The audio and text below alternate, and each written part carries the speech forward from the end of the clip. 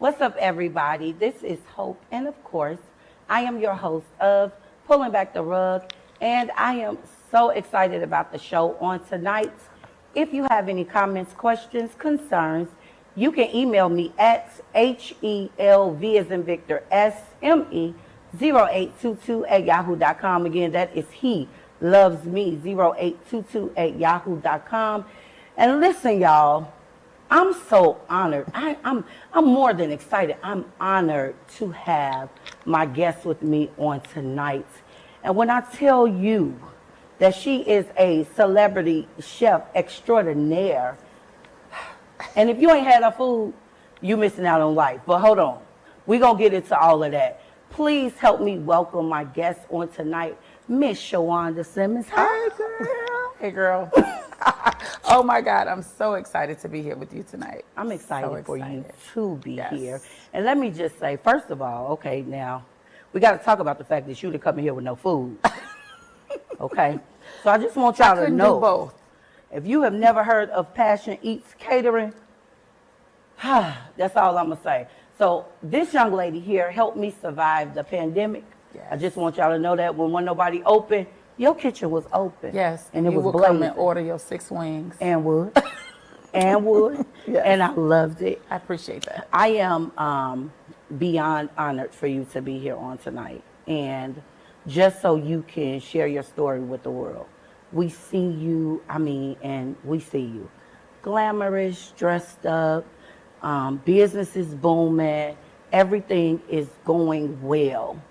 But there's always things that happen before you get to that point. Oh, absolutely. So that's kind of what we're going to talk about on this stage on tonight, Pulling Back the Rug. We're Let's pull the rug back, sis. pull it Let's on pull back. Let's pull it back. Okay, so I do homework. I Okay. ask all the time, hey, what's this, what we're going to talk about? Okay. And your story blew me away. So I know just from kind of doing some homework, you were born and raised west side of Chicago. West side. Okay, west side. Yeah, I don't know nothing about the west side now. If I go over Yes. there, I'm probably going to get lost. It's a good time. The West side It's is a a good- good time. Yeah, Okay. we have a good time. Good time. Absolutely. But you were born and raised on the west side. But your journey to become who you are now, celebrity chef, just mind you, that is phenomenal. Thank you. I kind of, was doing a little peeking into kind of like your journey a little bit. I saw Sure. some of the things that you've endured, but one of the things I want to start off with, Okay. I know that you're in business, all of that, married, successful, but what started your grind, like your hustle? Where did that inspiration come from? Well, I'll be honest. So growing up, we were poor. Wow. We were broke. I grew up in the projects on the west side of Chicago, actually Trumbull and Douglas. Okay. And we talking about food stamps. We talking about, just not having a lot. Right. But the one thing we did have, we had love. And my mother, she made sure that we were clean. She made sure that we had food. And so when I began to flourish as a young girl, Yeah. I knew how important it was to just grind. So that's been in me for a long time. Because a lot of people don't know how to do that. Yeah, oh, no. Like just saying, Oh, no. like you said, we were broke. Oh, I'm not going to be like this. I'm going Right. to get up and I'm going to do something. Absolutely. And your hands are blessed. Yes. Because, from food to hair to whatever you put your hands to is blessed. Yes. So when did you know you were different? I would say around about the age of 13. So sometimes I ponder on this very thing. Like sometimes you can be what I would call overly gifted. And being overly gifted can make you hated amongst many, right? Yeah. So, but my journey was, I started as a young girl. So at the age of 13, I was shot with a 9mm gun, Wow. 2 inches from my heart, and it came out 1.5 inches from my spine. So imagine a 13-year-old girl just being, at that time we could be kids. Yeah. I was riding my bike just out. It was a summer night in August. And I stopped in front of the house. And at this time, all I did was lean on the gate Yeah. Next thing I know, I was on the ground and I felt this burning in my chest. I heard screams from all over. I mean, this sounds like a movie. Right. That's what I'm saying. You see, I'm stuck. Like, what? I heard screams from all over. I heard my mother. I heard the neighbor. Everybody was screaming and hollering. All I felt was a burning, right? So then someone picked me up. They threw me in a car. They took me to Mount Sinai Hospital. When I got to Mount Sinai Hospital, now I'm 13 years old. Wow.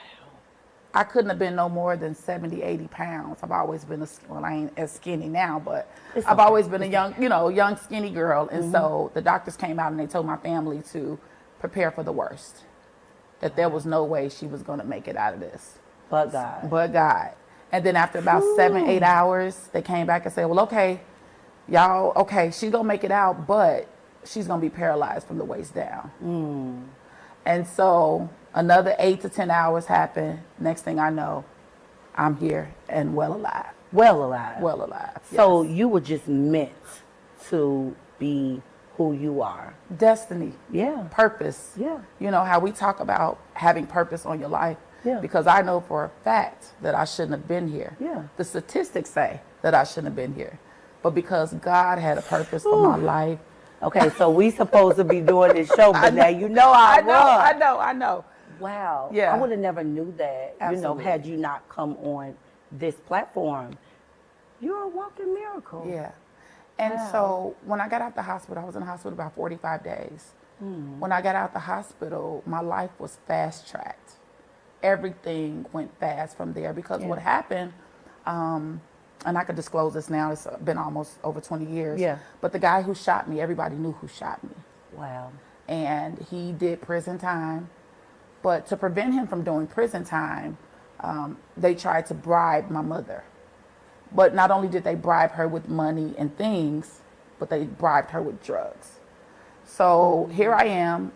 I'm new to coming home, this new life of mine, Yeah. trying to learn how to sit up by myself, Yeah. and now I have a drug addict for a mother. Yeah. So my life, I had no other choice. I had to fast track. I had to take everything that she had already put in me and take care of my siblings because I'm the oldest of 5. Okay. So now life began for me. Yeah. Yeah. So now you have to grow up quick. Yes. You have to make decisions that you wouldn't have normally made. No. Mind you, you're the miracle of it all. Yeah. And here it is, God gives you even then strength, and he gives you that drive to keep going. Absolutely. Whew. That's a lot. I know. It was a lot. Absolutely. But I mean, just that alone, your testimony alone, I'm sure you just helped a lot of people watching who may have been ashamed of some things that they deal with, When I tell you, I'm not ashamed of anything that I've been through because I will say it was those things that make me the woman that I am, the businesswoman that I am, the person that I am.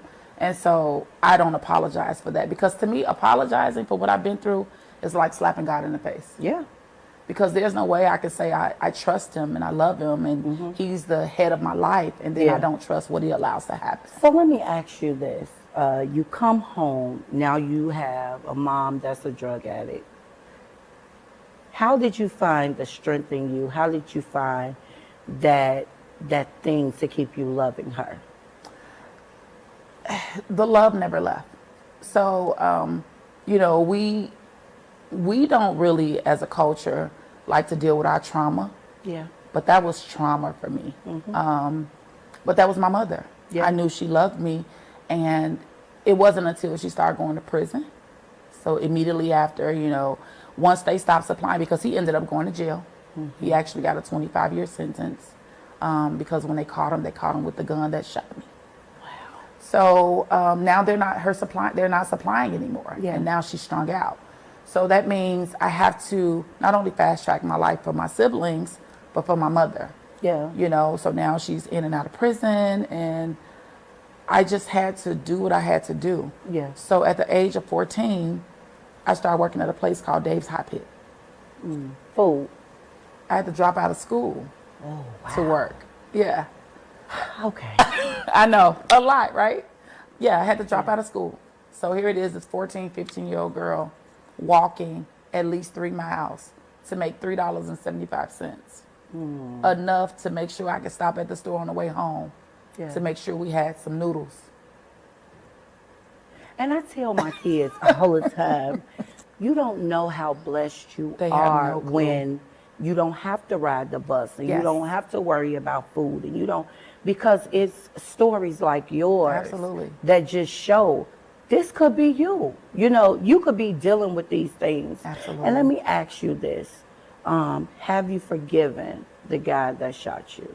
Absolutely. Absolutely. Growing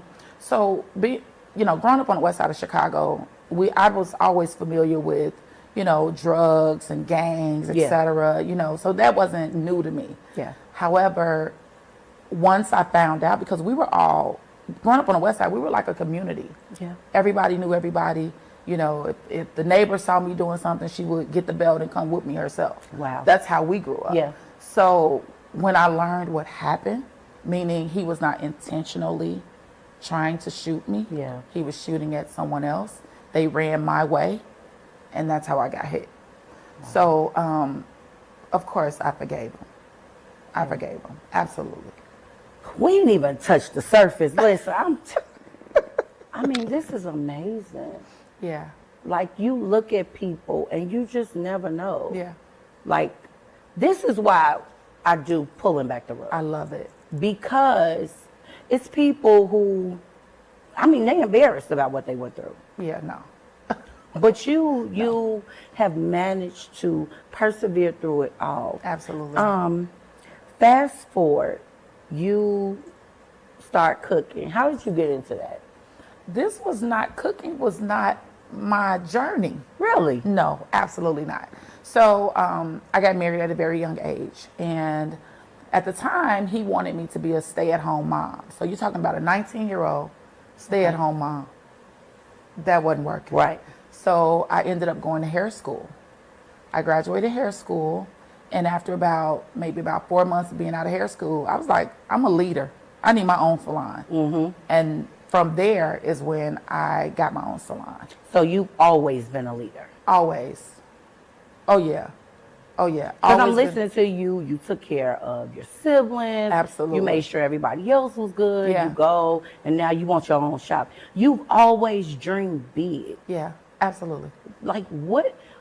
Help somebody. How do you dream big? Like, because some people, they think too small of themselves. How do you get to the point where you say, no, my vision, my goals, I don't want them small. It's okay for them to be big. Right. Well, I think your vision is always going to be attached to your purpose. Yeah. Your vision is literally having the foresight to see and to do. A lot of us have eyes, but we still don't see. Yeah. So, Did y'all hear what? yeah. Yeah. We got eyes, but what you saying? Come Right, on, what you looking at? Exactly. And so your vision is always going to be something you can't afford. Yeah. But in order to have your vision activated, you have to do something. Mm-hmm. The Bible talks about faith without works is dead. Yeah. That's a true statement. Absolutely. When you have vision, it's in you. It's when you wake up. It's when you go to sleep. Mm-hmm. It's throughout your day. You're always thinking about it. It's something that you really want to bring to fruition. And so that's kind of what vision is. And Yeah. when you truly have it, vision, you can do it for free. Okay, Yeah. y'all. I hope y'all got a pen and a piece of paper because she dropping them. Okay, y'all hear them nuggets? Yeah. Vision, Okay. you can do it for free. So I heard you say you got married young. Yes. You got married young. Here it is now. You want your own business. I'm assuming you went into business. Yes. Because I just happen to be a recipient of that flat iron. Let's talk about that. Yes. So I was privileged to, and I don't know what made me call or what. I guess it was just God Yeah. ordained. Because, baby, I dialed that number, and you would get me right together. My Absolutely. hair. Yes. Had nothing to do with food, nothing. And No. I'm going to get into when it's, kind Right. of curved. Yes.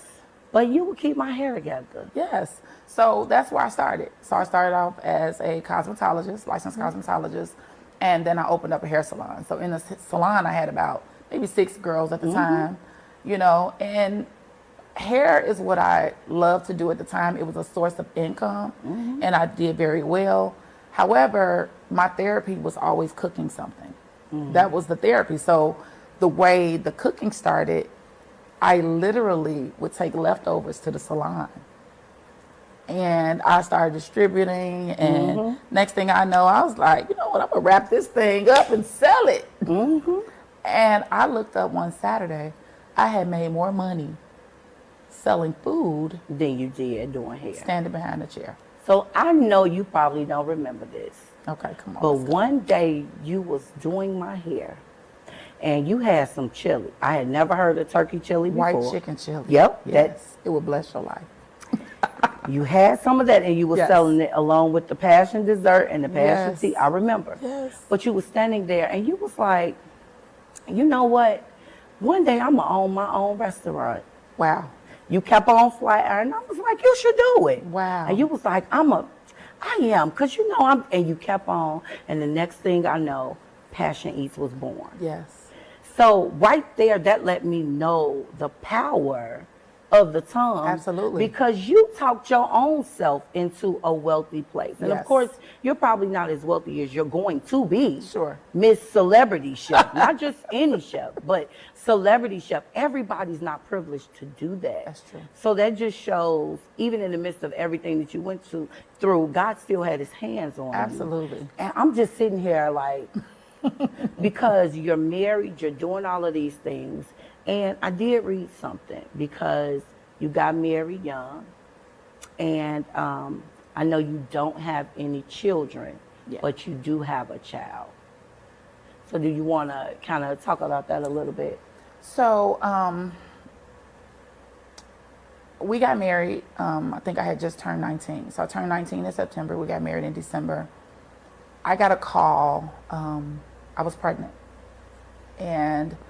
But the call I got wasn't that I was pregnant because I knew that. The call I got was that, hey, we haven't seen your mom in days, right? So immediately, you know, I go to the West Side now. I got this new husband who is totally different from me, you Yeah, know. totally. He was, you know, he's the preacher and I'm the chick from the West Side. We trying to, you know, Make make it something work. happen, right?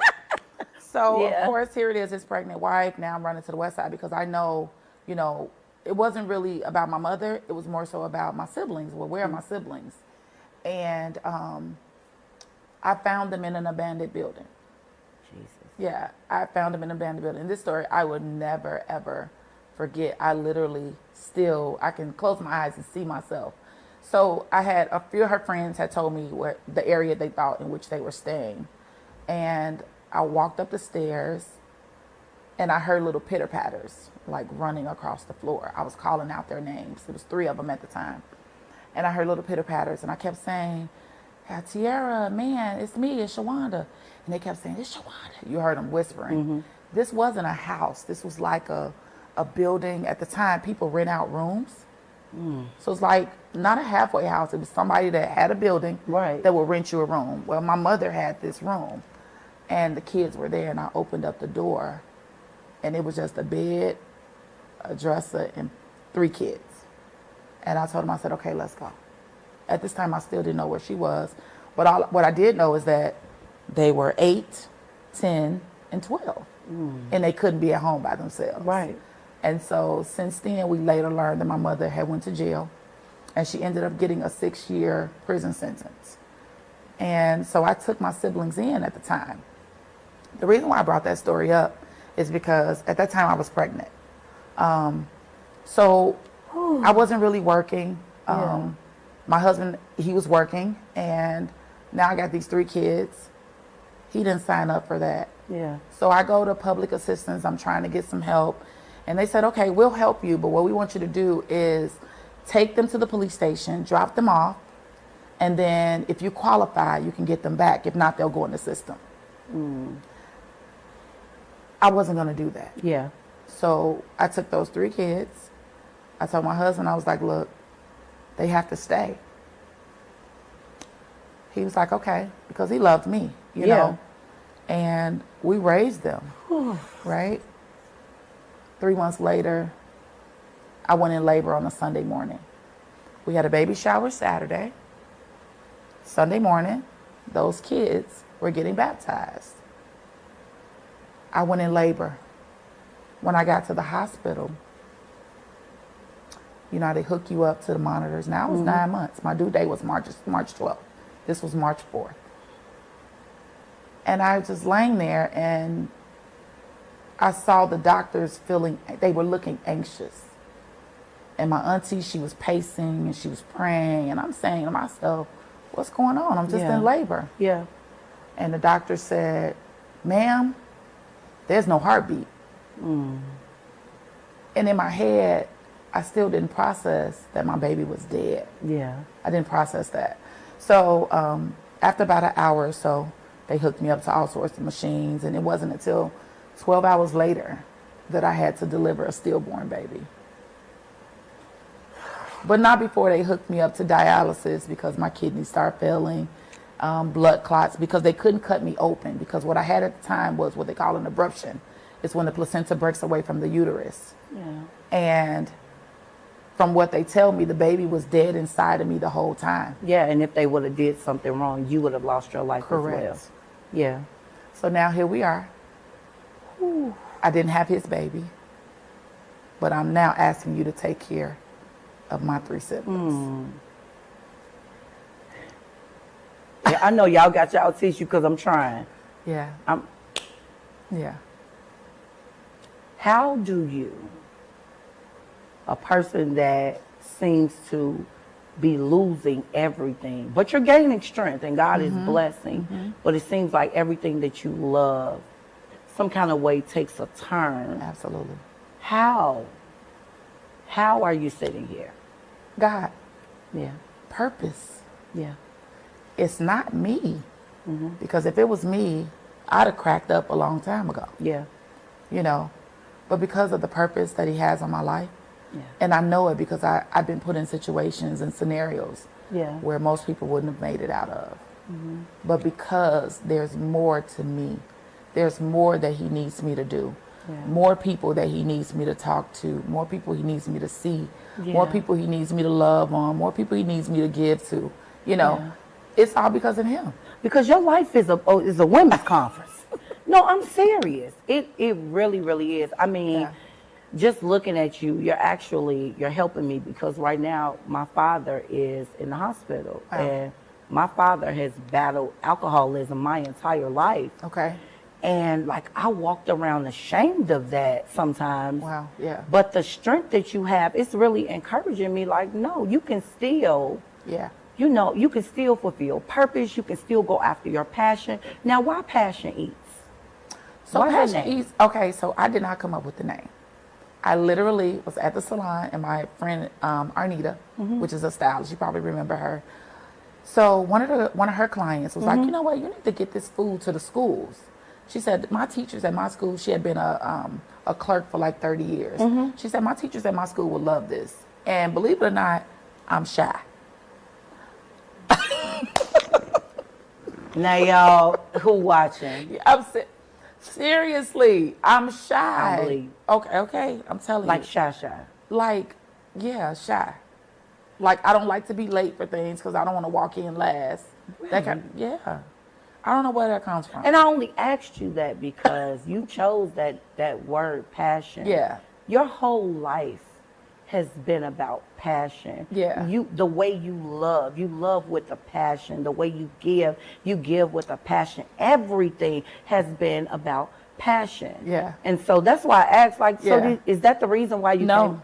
No. So we went to the school. We went on a Monday. And I had cooked all this food and we took it to the school. And I was like, friend, we need a name. You know, like I need some labels because I've always been the type of person, I like things to be done neatly. Yeah. And, okay, so I was like, we need a name for this. I can't be putting my stuff out here and not have I was like, we need a name. And she was like, give me 10 minutes. I'm going to call you back. She called me back. She said, you know what? It's your passion and everybody like to eat. Passion Eat. That's where it came from. Wow. Just like that. Yes. Just That's like crazy. But I mean, just listening to your story, like Yeah. it fits just you, Yeah. period. Because I don't think most people could deal with what you've dealt with. And just listen to the story, even about you losing your baby in childbirth. Yeah. And so at that moment with losing your child in childbirth, because you don't have any biological children. Right. Correct. Was it because you just didn't want to, or was it because you couldn't? Oh no, I went through 4 rounds of IVF. Wow. 4 rounds of See, IVF. you're just a story on a story. Yeah. Yo. We went through 4 rounds of IVF. So I went through the whole shots, and there were times where he desperately. Now I come from a big family. I'm the oldest of 5. Yeah. But he wanted a baby. You know what I mean? And being his wife, I wanted to give him a baby. So if that meant going through IVF, then we were going to go through IVF. We would save all of our money because at the time the job he was working did not cover it. Wow. So every round was $12,000. Every round was $12,000. And you did 4 rounds. We did 4 rounds. Yeah. Wow. And to the point where, and it's so crazy that you and I guess let's just pull back the rug, right? Pull it. So we went through 4 rounds of IVF, and they told me that my ovarian reserve was low. And that comes from trauma. It comes from scar tissue, etc., can cause pressure on the ovaries, right? So we had got to the point where we were considering surrogates, etc. But then I'll be honest, I just had to have a conversation with him, and I told him, I said, I don't know if I can love this baby like that. And I know that was, that sounds That's harsh. one of them hard conversations. Yeah, it was a very hard conversation, but remember, I still got these 3 kids. Yeah. So to me, if I was going to have a baby, I wanted my own. Yeah. You know what I mean? But I was willing to do it for him, because he wanted it. But it wasn't until 15 years later that I learned that I had endometriosis the entire time, undetected. Wow. Undetected. So for those who don't know what that is, can you kind of explain what that is? So endometriosis is a very terrible disease that, so for some women, it's scar tissue that clamps on to parts of your organs. It can clamp onto your uterine lining. It can clamp onto your ovaries, clamps onto your uterus, and it's like throbbing pain. So if you have so much tension going on in your body, it's kind of hard to have a baby. Yeah. And so it was undetected all that time, but it wasn't until years later that I learned that I had it the whole time. Wow. Yeah. And I know that probably was hard for you all because you really did want your own child. Of course. But absolutely. of course, you are a mother probably to me. Listen, okay? A mother Out of to the me. 4 siblings, I have 17 nieces and nephews. Yeah. So I'm good. You good. Yes, I'm good. But I mean, just that alone, like even persevering through that, and the fact that you're still married to the same husband, because I just want to make that clear, that situation didn't tear, because sometimes that tears up marriages when the husband wants something that the wife cannot give or different things. Sure. But you all are still making it. It definitely put a lot of pressure. Yeah. A lot of stress on the marriage. Oh, absolutely. Yeah. I'm not going to say it. Yeah. Yeah. It was a lot. Yeah. But you made it. Yeah. You making it. We made it. Looking good, doing it. Fast forwarding, you got this business and it's booming. I know because I follow you all the time. You've done different things for different celebrities and all of that. And what did that feel like? Just going from being in the shop, taking your leftovers, passing them out, and now you're preparing food for huge name people. Yeah. Yeah. It's a great feeling. I enjoy it because I get to see the behind the scenes of, when you see a celebrity, you be like, it's a celebrity. But when I see a celebrity, it's 6 a.m. and they want coffee or they want, you to make some eggs over easy or, I want tacos for lunch, literally. So that's kind of my job. When I go behind the scenes, it's from breakfast all the way down to the end of the concert. But see, here's the reason why people should not have a problem with being a servant. Because what you said, Come on. I have to serve at 6 a.m. And the word talks about the greatest amongst all in the Absolutely. word Yes. is the servant. What you do, you prepare food, but you also serve. Absolutely. You make people feel good when they eat. Because let me tell you how good I feel when I eat your sweet potatoes. Now, one of these days, Not the sweet potatoes. Yeah, it could be way, way, way down the line. Yeah. If you could just give me the recipe to the sweet Oh, potatoes. Lord. Because for 1 second, I thought I was gonna have to move you in with my husband because he Really? fell in love with your cooking. Oh, Lord. Yes, because Not talking about me at the table. Yes, because that's what kept us through the Yeah, pandemic. absolutely. Going to get that chicken and stuff, running in and running out and Yes. doing, and I mean, you have quality food. Now you have something that I had never seen before, which was the purple cabbage. Yes. Y'all. And I'm not just talking because y'all know I'm a big girl. I like to eat. The purple cabbage. Let me tell y'all what to get from the menu. Oh, Lord. And then we're going to put the website on here too. You got, first of all, you got fried chicken. You got the macaroni, the string beans. Yeah, now that's one of our number one sellers. The string green beans, y'all, the sweet potatoes, there's nothing nasty. You know how you go to restaurants and Yeah. you be like, you can keep that. I don't want that. Yeah. Everything of yours is good. Even the passion dessert. Yes. I don't even know what that is, but it's good. And you used to buy a lot of them. Too. And then, this is the reason why I have Yes. these issues. But if you want quality service, Yeah. Like you said, everything that you do from your heart. You do it with a Yeah. passion. Yeah. And in the midst of all of those things going on, you booming, you doing this, you doing that, you doing good, life hits again. Right? Yeah. We talked about your mom and the things that she dealt with and everything, but I haven't heard you really talk about dad. Yeah.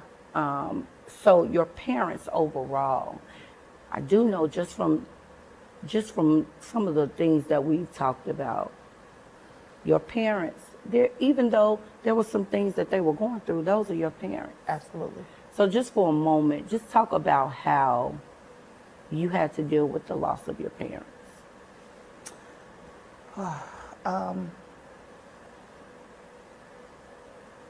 Yeah. When I tell you it was such a shock, it was one of those things that literally I had just talked to my mother the night before. And we talked about, my mother was always, she's such a character. When I say, she was just hilarious. Everything was funny to her. Mm-hmm. And so she always had this thing where, girl, your daddy gonna get some money tomorrow, girl. Come get me, go to Walmart. I need to do TV. We're gonna spend this money. Mm-hmm. We literally just had that conversation Monday. Wow. And 5 a.m., my phone rings. And it's my auntie, Lisa, who lived downstairs from my mother. And she said, Wanda, she gone, she gone, she gone. And now it's 5 a.m., so I have to process what she's saying. Yeah. And I kept saying, who's gone? Who? She gone, Wanda, she gone. Oh my gosh, she gone. She said, my sister is gone. I said, gone where? She said, Wanda, she dead.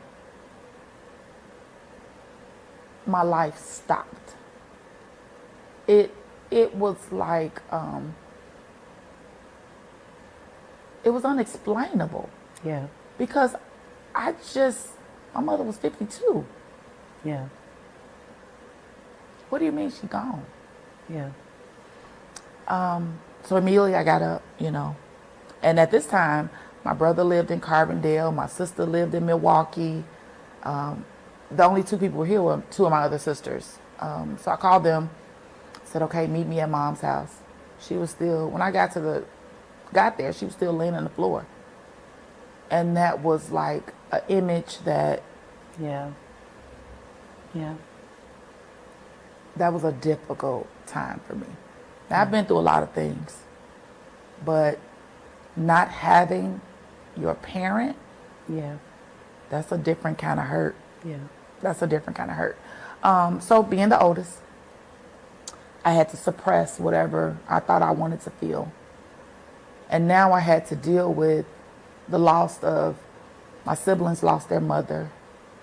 These kids, these 17 grandbabies lost their grandmother. Yeah. Now I got to bury her. Because remember, I told you she was on drugs. So when you're on drugs, you're not thinking about life insurance. You're not Yeah. thinking about any of that. So we came together, and of course we sent her off the way that I know she would love to be sent off. Now COVID hits. Yeah. I get a call from my dad. Wanda, I need you to come to Milwaukee because they say something going on with my lungs. So I said, well, Dad, they're not going to let me just come to the hospital. It's COVID. He said, no, I talked to the doctor. You need to come. So I got in my car, drove to Milwaukee. And they said, and when doctors are giving you their diagnosis, they're very cold. Yeah. I walked in the room. I said, hi, I'm Shawanda, his oldest daughter. I'm here from Chicago. What's going on with him? And he said, oh, he has stage 4 lung cancer. What? Sir, what did you Yeah. say? So before I knew it, I said, my mama just died 3 months ago. Stage 4 lung cancer? So, and I asked my dad, we had to have those hard conversations. Yeah. What do you want to do? What do you want to do? What's the plan? And he told me, he said, well, I want to fight it. I want to fight it. Y'all need me. And it was in that moment, I was thinking, you're right. We do need you. Yeah. We do need you. So let's fight it. And he did to the bitter end. Yeah. He fought. And then it was 9 months later, he was gone. So a year apart, year you apart. lost both your parents. Yes. My dad was 54. Wow. 54. I tell people, when you lose your parents, it's almost like losing an organ Yeah. and still being forced to live. Yeah. But I have to go all the way back to the beginning. Even this, I have to gain strength from. Yeah. Even this has to be my motivator Yeah. to keep going. So now, when it comes to my business, my siblings, my sister, my brother, my nieces, my nephews, I don't look at them as employees. This is your company. Yeah. This is our legacy. We don't have grandparents that'll write us a check or gonna leave us nothing. They're gone. Yeah. Now it's time for us to set our lives the way that we want them to be. And I heard you say, even when you lost your mom, you said, I was worried about my siblings and I had to do this and I had to do that. At what moment did Shawanda grieve? Now. Now. Yeah. The way my grief is set up, it makes me isolate myself. Yeah.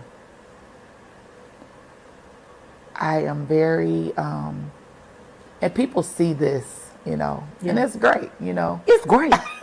Yeah. but I grieve them every day, Yeah. every day.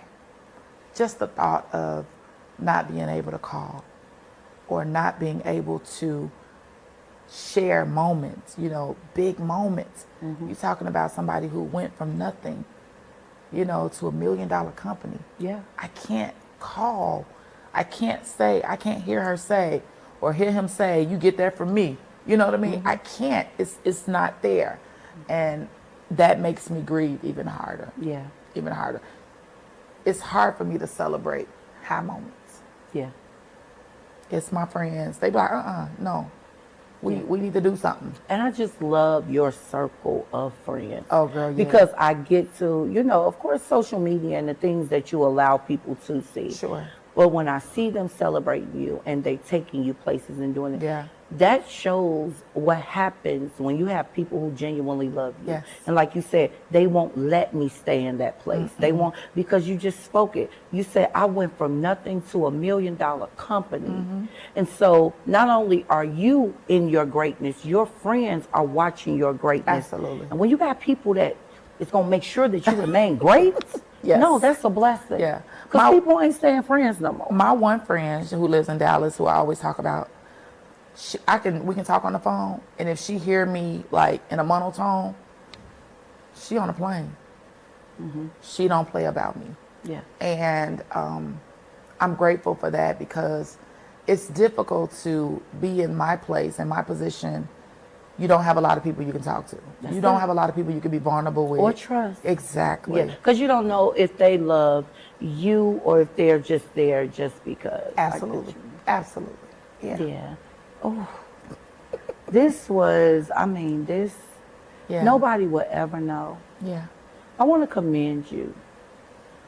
I want to commend you on one, empowering women of all ethics just to be who they are. Yes. Once your story is aired, you'll never be looked at the same. I'm sitting here and I'll never look at you the same. Wow. There's a level of strength that you have that I needed. And sometimes we don't want to tell our stories. Yeah. But your story needed to be heard. All the way from people who are battling with parents who are addicts and different types. Yeah. You are the forerunner to show you can go from the projects of the West Side all the way to the South Side, all the way to that side, Yeah. and you can still be great. You don't have to let your situation, your surroundings, Absolutely. stop you from being and that person that God purposed you to be. And I love Absolutely. that you keep using that word, purpose. Absolutely. I use it all the time. That movie, Whoopi Goldberg, Sister Act, when she told that girl, she said, if you wake up in the morning every day, Yeah. and you think about skating, you're an ice skater. If you think about That's whatever right. you think about, Yes. that's your purpose. That's it. And I love the fact that you didn't let outside noise hinder you from doing what you needed to do. No. I could tell. A go-getter. Yes. I mean, and don't be surprised if people call you to give your story. Wow. I'm so serious. Wow. Because this was amazing. This was needed at this time. Yeah. Yeah. Because you're doing something that some people feel like they cannot do. Yeah. Listen, y'all, I'm sorry. I normally can keep it together, but this episode was real, like, touching. For the person that's watching, if you're dealing with infertility, whatever it is that you're battling, whether it be addiction, whether it be family issues, whether you are the person that had to save your family, please know that there is somebody who understands everything that you're going through. And I love what she said. She said the reason she kept it all together was because of God. Now I know we don't do this, y'all, but I'm going to go ahead and do an altar call right now. If you do not know the Lord in the pardon of your sins, today is the perfect opportunity for you to get to know who God is, because a God like this, That's right. a God who can keep her through all of that. Did you hear it? If you didn't, go back and replay. A God that can keep her through all of this is the God that I want to get to know. That's it. And I'm so serious. Yes. I don't even know what to say, y'all. This is good. This right here, ma'am, kudos to you. I appreciate your platform. You know, I thank you for inviting me. I had to come, you know, just because, you know, I feel like us women, we need to stick together. Yeah. And also, this is a platform that people don't get to really see, and it needs to be seen. Yeah. It needs to be seen. Yeah. So thank you for your sacrifice I on appreciate doing it. this beautiful set, pulling back the listen. rug. Yes. And when you come back, I'm going to have me some rugs and I'm going to have some more stuff, okay? I don't know what I'm going to have. But I do this because there are people like you who we see every single day, but because we don't stop and talk Yeah. to really get to know what a person goes through, That's true. our encouragement could be sitting right next to us. Absolutely. We overcome by our testimonies. And yours, a lot of people just overcame. To God be the glory. They just overcame. To Look, God be the glory. what's next?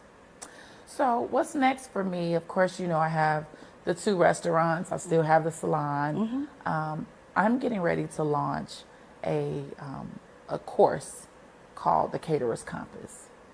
And so this compass is designed for those who are looking to get in the industry, or even those who are already in the industry and maybe you hit a snag. I believe that in this year that I've opened the restaurant, because, you know, I've been in catering for a while. Yeah.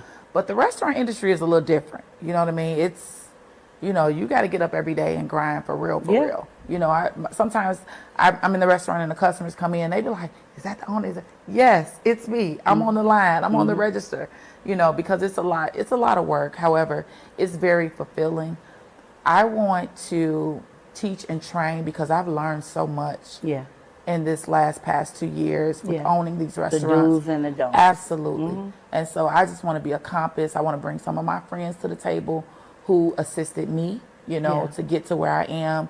And that's kind of what I'm getting ready And to do. that's what it's about. Yeah. It's about learning the do's and the don'ts, then going out and then you showing somebody else and then they showing somebody. Absolutely. It's enough for everybody to It eat. is. It is enough for People everybody don't to eat. understand that. Yeah. We're not in competition with it. No. It's enough money out here for everybody. Yeah. Just- So y'all just got an exclusive, okay? Yes. So y'all who've been doing that catering in y'all kitchen and y'all know y'all ain't got Come no on out. license and Come on stuff, out. she about to hook y'all up. Yes. So you all be on the lookout for that. I'm Look, excited. again, thank you so much. Oh, you're more than welcome. Thank for you. coming, so pulling back the rug. Thank And look, you. y'all, this episode that took me all the way in. I'm gonna bring it back probably next week, but right now I'm just telling you, it was a lot. It was a lot. Yeah. But if you do not believe that you can do it after today, Yes. I'm telling you, you can. Absolutely. So like I always end the show, every single week, I always tell y'all this, and this is just my mantra. Literally, there are a million reasons to love, but there should never be one reason that you should hate. Don't hate on anybody, not even yourself. And until next week, this has been Pulling Back the Rug. Peace.